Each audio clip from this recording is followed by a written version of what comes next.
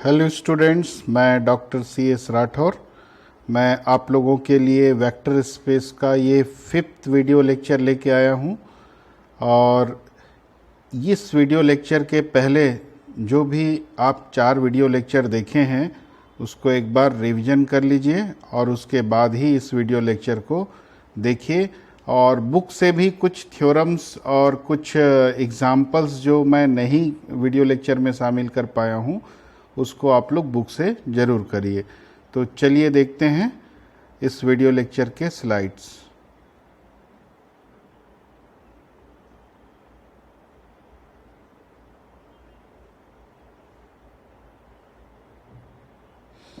हाँ, तो इसका पहला थ्योरम क्या है? If W1 W2 are two subspaces of the vector space VA, then W1 plus W2 is a subspace.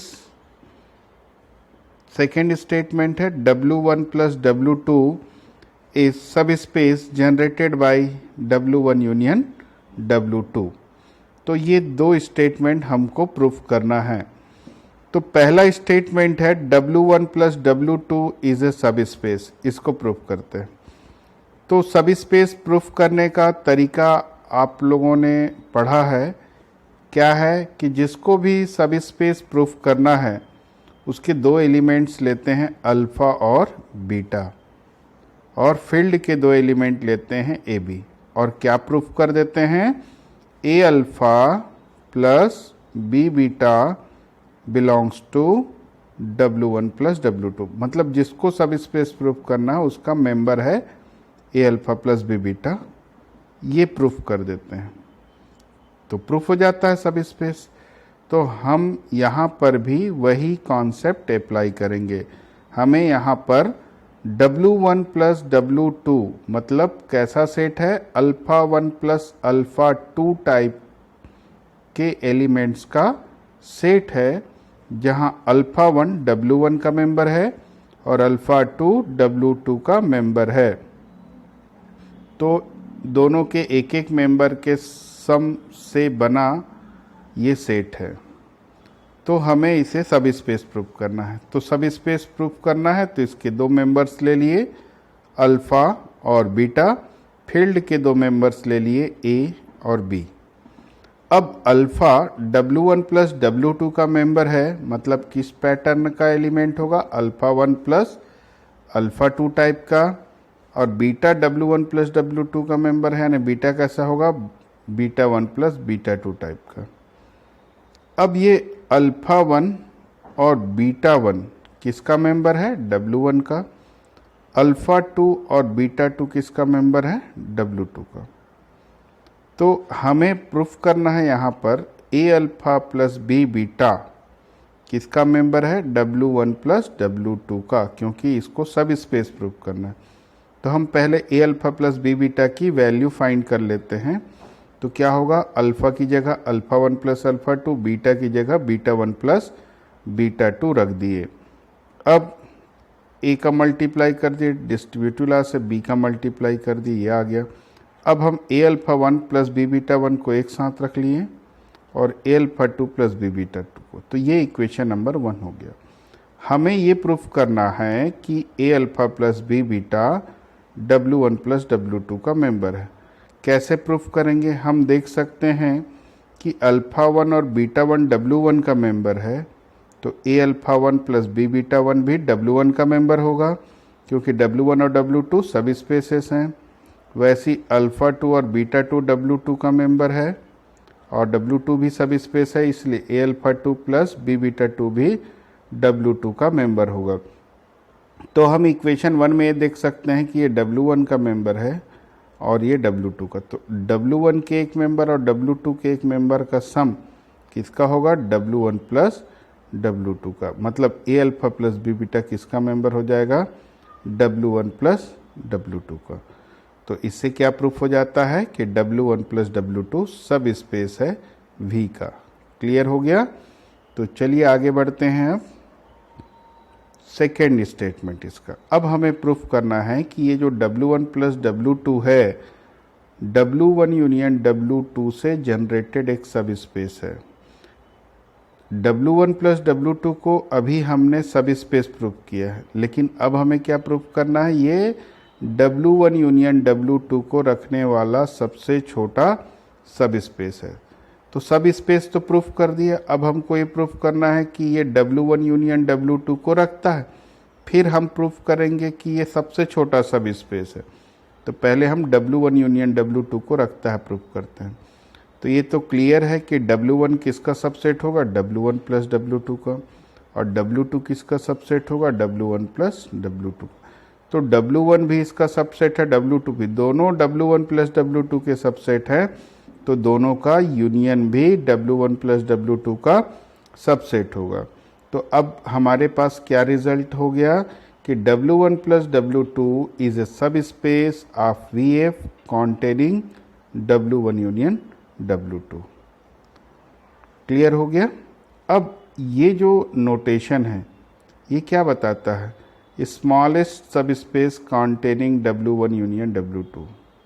तो हम यहाँ पर दो चीज़ देख रहे हैं कि ये जो सेट है, ये जो स्पेस है, smallest subspace containing W1 union W2, और ये क्या है, सब space containing W1 union W2। तो इन दोनों में दोनों की सेम प्रॉपर्टी है कि दोनों कैसे सब स्पेस है जो W1 यूनियन W2 को रखते हैं, लेकिन दोनों में अंतर क्या है, ये स्मॉलेस्ट सब स्पेस है जो W1 यूनियन W2 को रखता है। तो ऑब्वियसली इन दोनों में रिलेशन क्या होगा, ये सबसेट होगा किसका, W1 प्लस W2 का। क्लियर हो गया। अब हमको इन दोनों को इक्वल प्रूफ करना है, तो W1 प्लस W2 को सबसेट प्रूफ करना होगा इसका। तो W1 प्लस W2 को सबसेट प्रूफ करना है W1 यूनियन W2 इसका। तो पहले इसको सबसेट प्रूफ करना है, तो इसका एक मेंबर ले लेते हैं, alpha. Alpha belongs to W1 plus W2। तो अल्फ़ा W1 प्लस W2 का मेंबर है, तो अल्फ़ा क्या हो जाएगा, अल्फ़ा 1 प्लस अल्फ़ा 2 W1 के एक मेंबर और W2 के एक मेंबर का सम हो जाएगा। अब अल्फ़ा 1 किसका मेंबर है, W1 का, अल्फ़ा 2 W2 का। तो W1 का मेंबर है तो W1 यूनियन W2 में होगा, अल्फ़ा 2 W2 का मेंबर है, यानी ये भी W1 यूनियन W2 में होगा। तो alpha 1 alpha 2 W1 union W2 में है, तो ऑब्वियसली उसको रखने वाले सब स्पेस में होगा। ये क्या है, W1 यूनियन W2 को कॉन्टेन करने वाला सबसे छोटा सब स्पेस है, मतलब इसको कॉन्टेन कर रहा है, मतलब इसके एलिमेंट को कॉन्टेन करेगा। अब ये सब स्पेस है, तो सब स्पेस है मतलब क्लोज्ड होगा, मतलब इसके दो मेंबर्स को प्लस करेंगे तो इसी का ही मेंबर होगा, तो इसको प्लस कर दें तो इसी का मेंबर होगा। और ये अल्फ़ा 1 प्लस अल्फ़ा 2 किसके इक्वल है, अल्फ़ा। तो अल्फ़ा क्या हो गया, W1 यूनियन W2 को रखने वाले सबसे छोटे सब स्पेस का मेंबर हो गया। तो अल्फ़ा W1 प्लस W2 का मेंबर लेके चले थे, इसका भी हो गया। तो इससे क्या प्रूफ हुआ, W1 plus W2 is subset of W1 union W2। तो हम इक्वेशन नंबर 3 और इक्वेशन नंबर 2 दोनों को कंबाइन करेंगे तो इक्वल आ जाएगा। और हम पहले ही प्रूफ कर चुके हैं इसके पहले वाले वीडियो लेक्चर में कि linear span of S is equal to smallest subspace containing S. तो उसी से ये आ गया, एस को किससे रिप्लेस कर दिया, W1 यूनियन W2 से, तो ये मिल गया। अब इन दोनों इक्वेशन को कंबाइन करें तो ये रिजल्ट मिल जाता है। तो इस प्रकार इस थ्योरम का प्रूफ कंप्लीट होता है। नेक्स्ट थ्योरम देखें, क्या statement, if S and T are subsets of a vector space VF, then S is subset of LT, implies LS is subset of LT। ये गिवन है, ये प्रूफ करना है। तो जो गिवन है उसको इक्वेशन 1 दे दिए, S is subset of LT। अब हमें प्रूफ करना है LS is subset of LT। तो LS is subset of LT proof करना है, तो LS का एक मेंबर लेते हैं और वो जो मेंबर है वो LT में भी बिलोंग करेगा, प्रूफ कर देते हैं। तो इससे प्रूफ हो जाएगा LS LT का सबसेट है। तो LS का एक मेंबर ले लिए, LS का मेंबर है मतलब S के मेंबर्स का लीनियर कॉम्बिनेशन होगा। तो एस के कुछ मेंबर्स एन मेंबर्स का ये लीनियर कॉम्बिनेशन हो गया, कौन, अल्फा। अब हमको इस अल्फा को एल टी का मेंबर बताना है। तो अब देखें, ये अल्फा 1 अल्फा 2 अल्फा एन किसका मेंबर है, एस का। एस का मेंबर है तो एल टी का भी होगा, क्यों, इक्वेशन 1 से। S is subset of L T, यानी एस के सारे मेंबर्स एल टी में हैं, तो ये एल टी का मेंबर हो गया। अब ये सब एल टी का मेंबर है, और एल टी क्या होता है, सब स्पेस, और सब स्पेस की प्रॉपर्टी क्या होती है कि वो डॉट और प्लस के रिस्पेक्ट में क्लोज्ड है, तो इसके साथ a1 a2 an का मल्टीप्लाई करेंगे तब भी से वो एल टी में होगा, और इनका प्लस करने से भी वो एल टी में ही होगा, क्योंकि सब स्पेस प्लस और डॉट के रिस्पेक्ट में क्लोज्ड होता है। और ये क्या है, अल्फ़ा, माने अल्फ़ा एल टी में हो गया। तो हम एल एस का जो मेंबर लिए थे वो एल टी में भी मौजूद है, इससे क्लियर हो गया L S is subset of L T. तो इस थ्योरम का पहला स्टेटमेंट प्रूफ हो जाता है। सेकेंड स्टेटमेंट भी कुछ इसी पैटर्न का है। क्या है statement, S is subset of T implies L of S is subset of L of T, मतलब linear span of S is subset of linear span of T. अब जो गिवन है उसको हम एक इक्वेशन मान लेते हैं पहले की तरह। अब एल एस को एल टी का सबसेट प्रूफ करना है, तो एल एस का एक मेंबर लेंगे और उस मेंबर को एल टी में है ये प्रूफ करके बता देंगे। तो अल्फ़ा एल एस का मेंबर हो गया, तो अल्फ़ा एल एस का मेंबर है, यानी एस के मेंबर्स का लीनियर कॉम्बिनेशन हो गया। और जो एस के मेंबर्स होंगे वो टी में भी होंगे, क्यों, क्योंकि एस सबसेट ऑफ टी का, तो टी में भी हो गया। अब टी का मेंबर है तो टी के मेंबर्स का ये लीनियर कॉम्बिनेशन किस में होगा, linear span of T. T के मेंबर का लीनियर कॉम्बिनेशन टी के लीनियर स्पान में होगा, और ये किसके इक्वल है, अल्फ़ा, तो अल्फ़ा एल टी का मेंबर हो गया। तो एल एस का जो भी मेंबर ले रहे हैं वो एल टी में है, तो L S is subset of L T हो गया। थर्ड स्टेटमेंट, तो फर्स्ट और सेकेंड का प्रूफ लगभग पैरेलल है।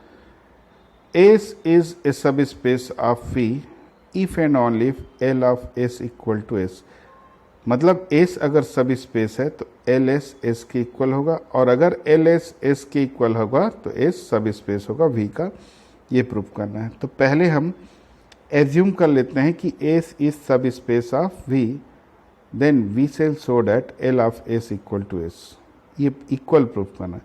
तो पहले ही हम जानते हैं एल एस क्या होता है, linear span of S, means clearly it contents S, वो एस को रखता है। तो इक्वेशन 1 ऐसे ही आ गया डायरेक्ट डेफिनेशन से। अब हमें क्या प्रूफ करना है, L S is subset of S, तो L S is subset of S proof कर देंगे तो ये इक्वेशन और जो L S is subset of S वाला इक्वेशन आएगा, दोनों को कंबाइन करने से L S equal to S आ जाएगा। तो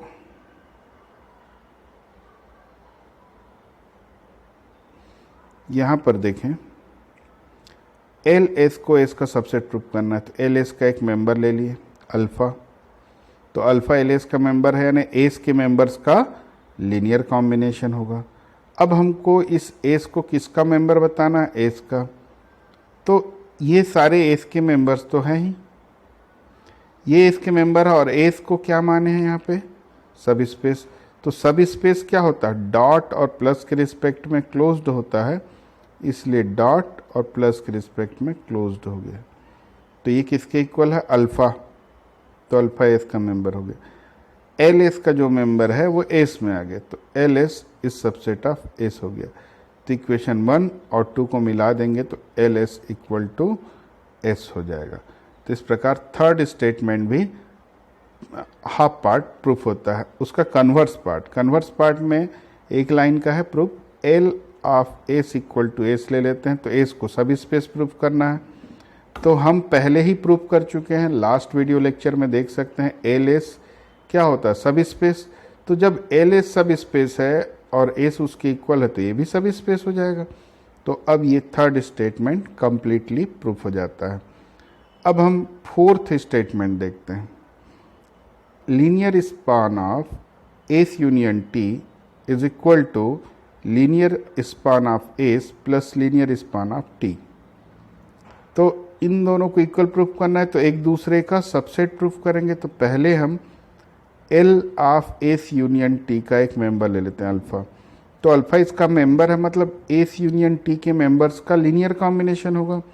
तो हम ये एस यूनियन टी का मेंबर्स ले लिए, इसी का ये लीनियर कॉम्बिनेशन है अल्फा।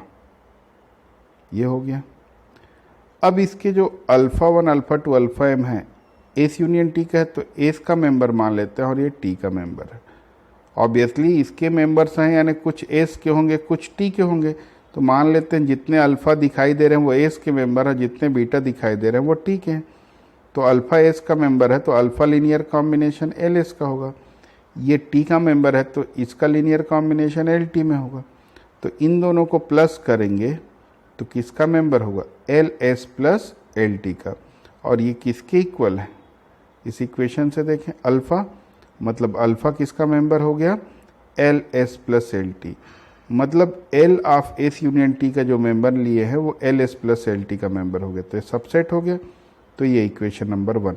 अब दोनों को इक्वल प्रूफ करना है तो अब क्या प्रूफ करना होगा, L S plus L T is subset of L S union T.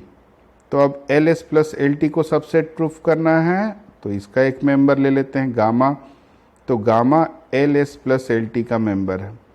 तो L S plus L T का मेंबर है, यानी एक एल एस का मेंबर एक एल टी के मेंबर का ये सम है। ये हो गया।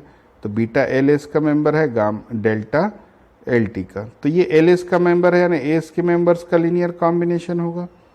ये एल टी का मेंबर है तो टी के मेंबर्स का लीनियर कॉम्बिनेशन होगा। तो अगर हम इन बीटा और डेल्टा को यहाँ रख देते हैं तो गामा क्या आ जाएगा ऐसा। तो ये एस का मेंबर है, यानी एस यूनियन टी का मेंबर होगा। और ये टी का मेंबर है इसलिए ये भी एस यूनियन टी का, यानी दोनों के मेंबर्स एस यूनियन टी में होंगे। तो ये एस यूनियन टी का मेंबर है तो इसका लीनियर कॉम्बिनेशन किस में होगा, L of S union T. और ये किसके इक्वल है, गामा। तो गामा प्रूफ हो गया L of S union T का मेंबर। लिए थे किसका member, L S plus L T का। तो L S plus L T subset हो गया L of S union T का। तो ये इक्वेशन और इसके पहले वाले इक्वेशन 1 और 2 को कंबाइन कर देंगे तो दोनों इक्वल आ जाएगा। तो इस प्रकार ये फोर्थ स्टेटमेंट का प्रूफ कंप्लीट होता है। और इस थ्योरम का लास्ट स्टेटमेंट है L of L S equal to L S proof करना है। तो ये अभी हमने प्रूफ किया, उसी का यूज़ अभी हमने एक स्टेटमेंट प्रूफ किया है कि if S is subspace of V then L S equal to S. S अगर सब स्पेस है तो एल एस को एस लिख सकते हैं।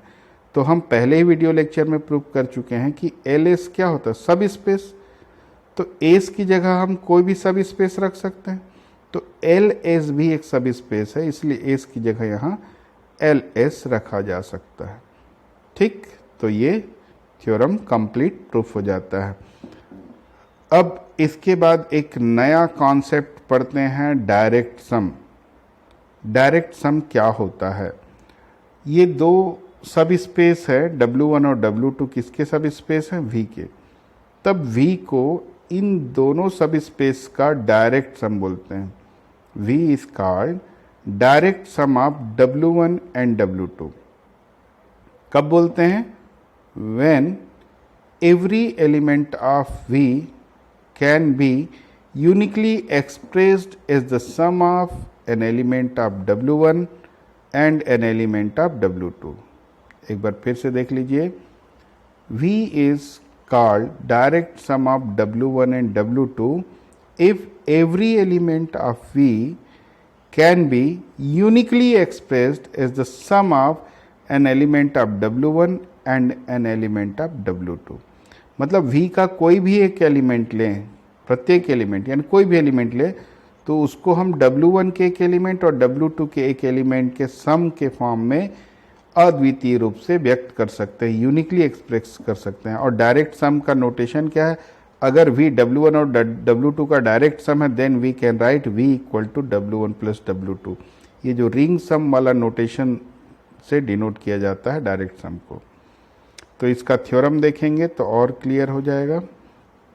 चलिए ये थ्योरम देख लेते हैं। इस पे क्या है statement, the vector space VA is a direct sum of two subspaces the vector space VF is a direct sum of two subspaces W1 and W2. मतलब ये नोटेशन हो गया. If V is linear sum of W1 and W2, second है W1 intersection W2 has exactly one element which is vector 0. मतलब V W1 और W2 का direct sum है तो ये दोनों कंडीशन होल्ड करेगा. अगर V इन दोनों कंडीशन को होल्ड करता है तो V W1 और W2 का डायरेक्ट सम होगा. तो पहले हम एज्यूम कर लेते हैं, क्या एज्यूम कर लेते हैं कि V जो है W1 और W2 का डायरेक्ट सम है. तो डायरेक्ट सम है तो इन दोनों को प्रूफ करना है.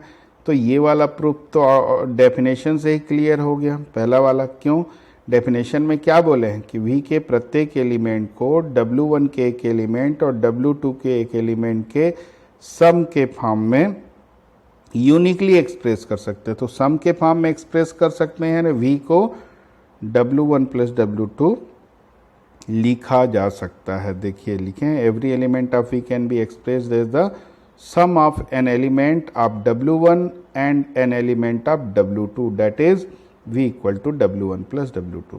तो पहला स्टेटमेंट डायरेक्ट सम के डेफिनेशन से ही डायरेक्टली आ जाता है. अब second statement W1 intersection W2 equal to 0. तो इसमें एक ही एलिमेंट है, वो जीरो एलिमेंट है, ये प्रूफ करना है. तो हम इसमें एक नॉन जीरो एलिमेंट मान लेते हैं अल्फ़ा, और हम ये प्रूफ करके बता देंगे कि ये अल्फ़ा जीरो है. मतलब इसमें नॉन जीरो एलिमेंट भी ले रहे हैं तो वो जीरो आ रहा है. मतलब इसका हर एक एलिमेंट जीरो है. हर एक एलिमेंट जीरो है मतलब एक ही एलिमेंट है ज़ीरो. तो देखिए अल्फ़ा W1 इंटरसेक्शन W2 में है, मतलब W1 में भी होगा और W2 में भी होगा. तो अल्फ़ा W1 का मेंबर है, मतलब क्या हो जाएगा, अल्फ़ा को अल्फ़ा प्लस 0 लिख सकते हैं. अल्फ़ा W1 का मेंबर है और 0 को अल्फ़ा W2 का ले सकते हैं. 0 तो W1 में भी होता है, W2 में भी होता है. तो अल्फ़ा W1 में है तो 0 W2 का. तो अल्फ़ा को W1 और W2 के मेंबर्स के सम के फॉर्म में ऐसा एक्सप्रेस कर दिए. अब दूसरा तरीका, क्योंकि अल्फ़ा W2 में है और 0 तो W1 में भी होगा, तो 0 प्लस अल्फ़ा लिख सकते हैं. यहाँ भी W1 के एक मेंबर और W2 के एक मेंबर का ये लीनियर सम है. तो अल्फ़ा जो है, जो V का मेंबर W1 W2 में है, मतलब V में तो हो गई. तो V का ये मेंबर है जिसको हम W1 के एक मेंबर और W2 के एक मेंबर के सम के फॉर्म में दो तरीके से एक्सप्रेस कर पा रहे हैं. क्लियर हुआ. ये भी W1 के एक मेंबर W2 के एक मेंबर का सम है, यहाँ पर भी. लेकिन दोनों एक्सप्रेशन को ध्यान से देखिए, अलग अलग है. ये अल्फ़ा प्लस 0 है और ये 0 प्लस अल्फ़ा. तो ये एक्सप्रेशन यूनिक कहाँ हुआ, नहीं हुआ. तो क्यों नहीं हो रहा है, क्योंकि हम अल्फ़ा को नॉन जीरो लिए.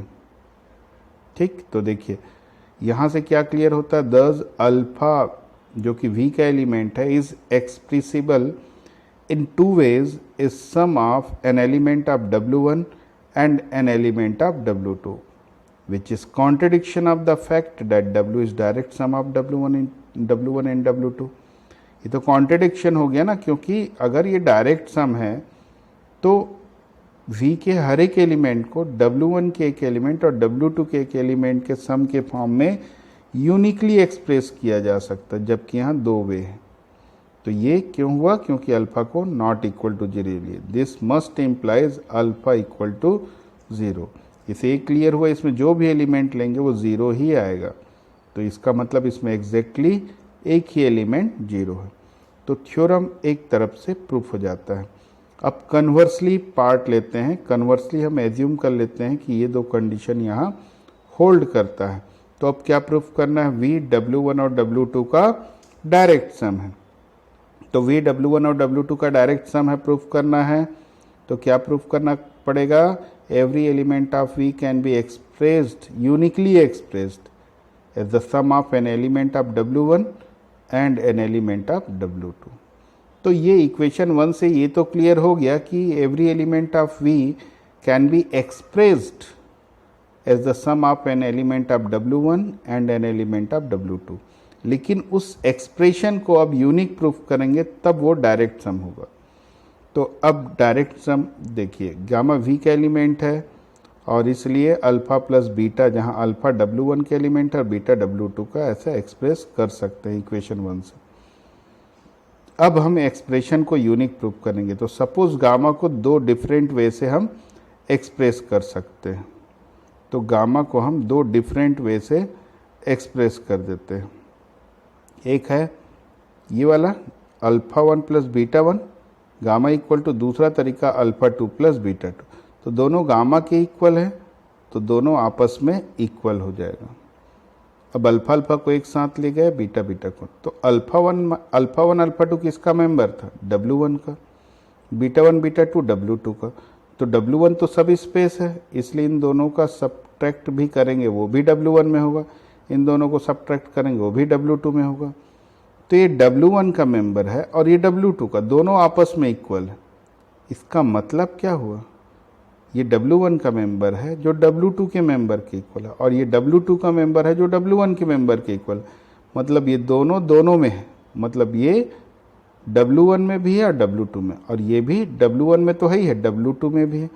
तो इसका मतलब ये दोनों मेंबर इंटरसेक्शन में होगा, और इंटरसेक्शन में एग्जैक्टली क्या मान के चल रहे हैं? 0 एलिमेंट है। तो एक ही एलिमेंट है 0, इसका मतलब दिस मस्ट इम्प्लाइज ये दोनों 0 होंगे। इससे alpha 1 equal to alpha 2, beta 1 equal to beta 2। तो इससे क्या क्लियर हुई? जो दो एक्सप्रेशन है उसमें पहला एलिमेंट पहले के इक्वल है, दूसरा दूसरे के। मतलब ये एक्सप्रेशन दो वे से नहीं हो सकता, ये एक ही वे होगा, यूनिक वे होगा। तो ये यूनिकनेस को प्रूफ कर दिया। और इससे क्या क्लियर हुआ कि V के प्रत्येक एलिमेंट को W1 और W2 के एक एक मेंबर के सम के फॉर्म में यूनिकली एक्सप्रेस कर सकते हैं, और इसीलिए V क्या हो गया? W1 और W2 का डायरेक्ट सम हो गया। तो इस थ्योरम का प्रूफ हो जाता है, और इस थ्योरम के प्रूफ के साथ ही ये वीडियो लेक्चर कंप्लीट होता है। और इस वीडियो लेक्चर को एक बार समझ में नहीं आए तो एक बार और देखिए, और उसके बाद नोट्स बनाइए, बुक्स स्टडी कीजिए, और तब तक मैं नेक्स्ट वीडियो लेक्चर लेके आ जाऊंगा। Thank you.